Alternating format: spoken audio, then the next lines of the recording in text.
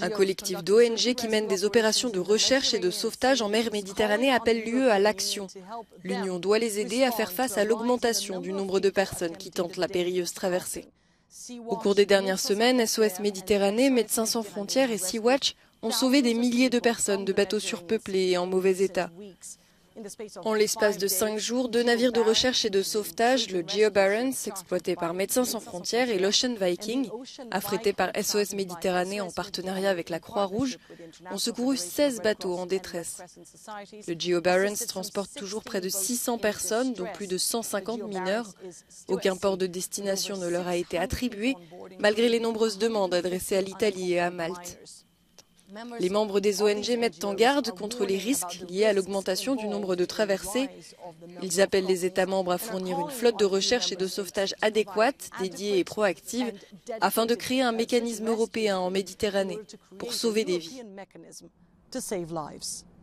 C'est aussi des moments très importants de prise de conscience collective pour se rendre compte que ce mécanisme il est essentiel pour sauver des vies.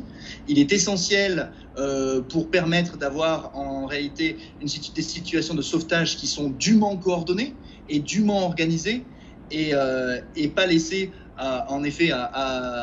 ni à la société civile, ni des fois à des navires commerciaux de pêche qui effectuent également des sauvetages en mer comme ils peuvent avec les moyens qu'ils ont.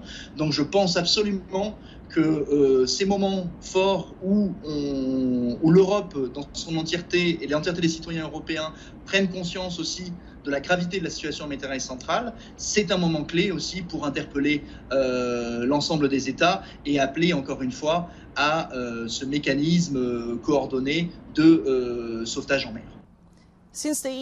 Depuis que l'UE a mis fin aux opérations de recherche et de sauvetage en Méditerranée, ces initiatives sont laissées à la discrétion des États.